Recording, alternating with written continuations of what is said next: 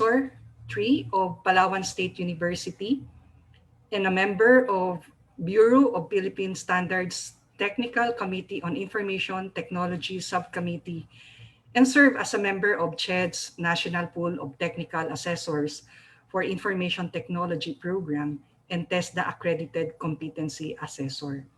She is a well-known author of 5 information technology books under Unlimited Books Library Services and Publishing Incorporated and Jim Seville Publications, and is able to locally and internationally present researches relating to technology, information, theory, and data mining and analysis. Currently, she is the president of Palaweno ICT Association or PICTA, vice president of the National ICT Confederation of the Philippines or NICP, and a board member of the Philippine Society of IT Educators. Ladies and gentlemen, please welcome Dr. Mary Joy Abueg.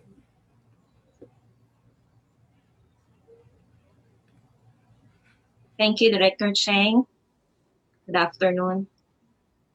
So, I don't have a share screen for my presentation.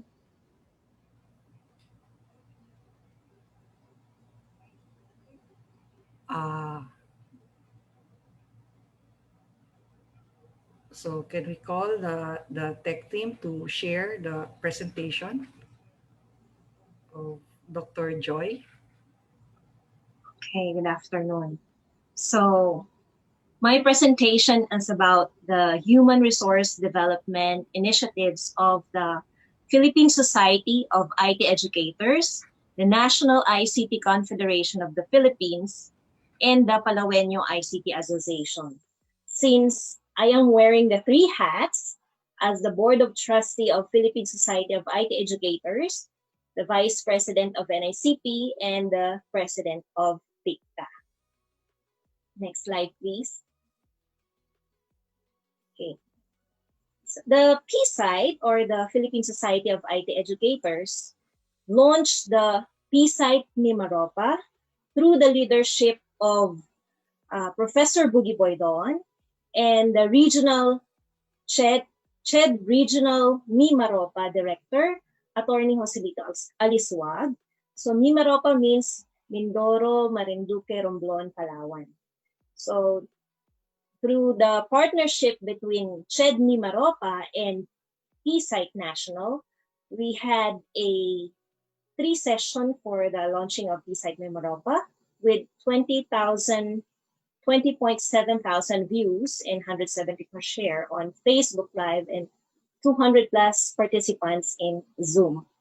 So PSITE also created a PSITE Academy. So together with the DICT Palawan, there are 16 passers of diagnostic exam in ICT proficiency. So with PSITE DPO training, we have a massive intensive 5-day training for data privacy officer training and certification program. So 38 passed the certification program, then 22 passed the data privacy officer level 1, and 10 passed the data privacy officer level 2 by the Global Knowledge Philippines. So this is certified by BPO of Global Knowledge Philippines.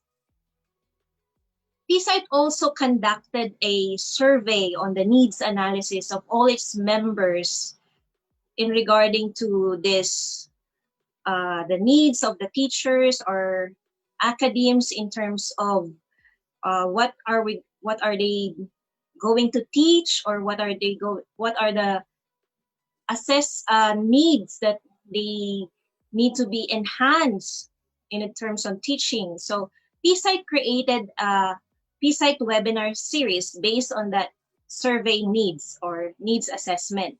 So every Saturday, we had a national level and a chapter level webinar in 17 regions. So if you want to watch on the free webinars of website, you can go onto their PSITE website and the regional level website, as well as the Facebook page of PSITE.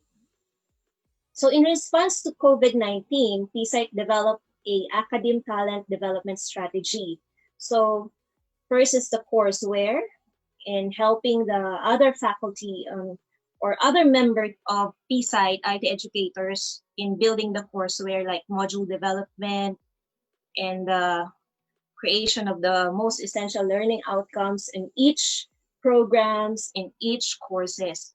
So also another is the connectivity, which is partnered by PLDT Smart Biz account.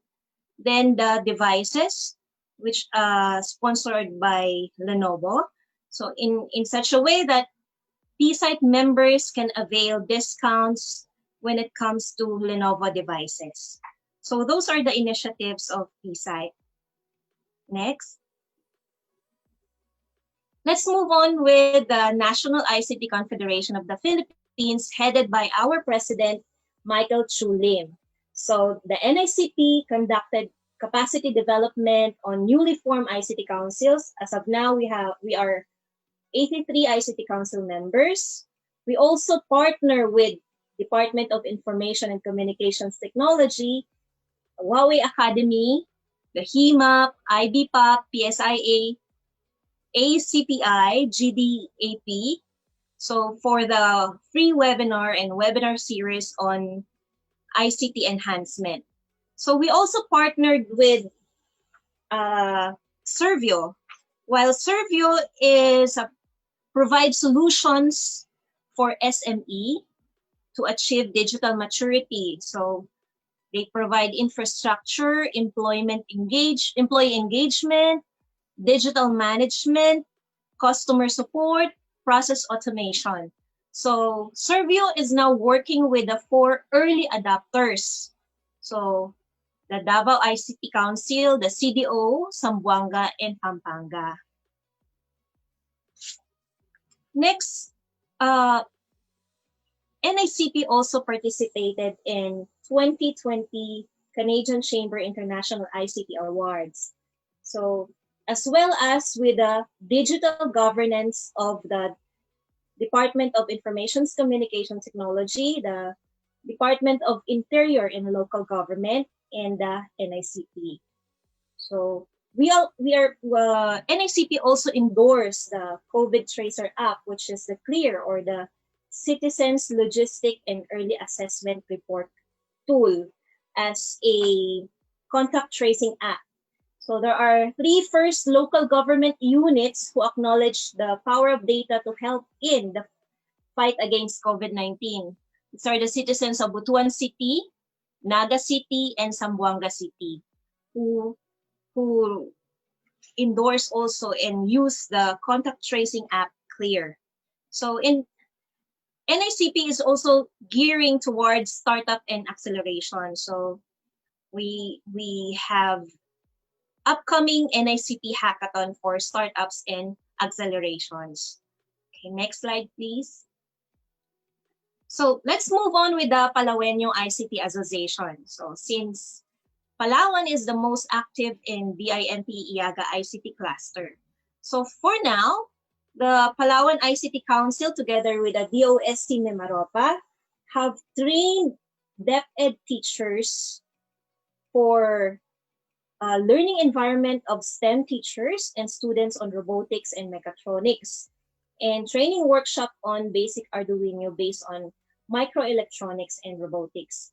So the first batch are trained 48, trained 53 on the second batch, and then the last batch is 25 trained. So good news that Puerto Princesa is part of the 25 digital cities certified and recognized by the IBPAP, the DICT, and the Lishu Property Consultant. Next. Okay. Puerto Princesa, Palawan have only one BPO survive, which is the Sitel. So their journey, this is the slide from the Sitel. It is their journey in Puerto Princesa. So during the pandemic, the Sitel created a virtual Sitel Academy. So they divided their employees into two tasks.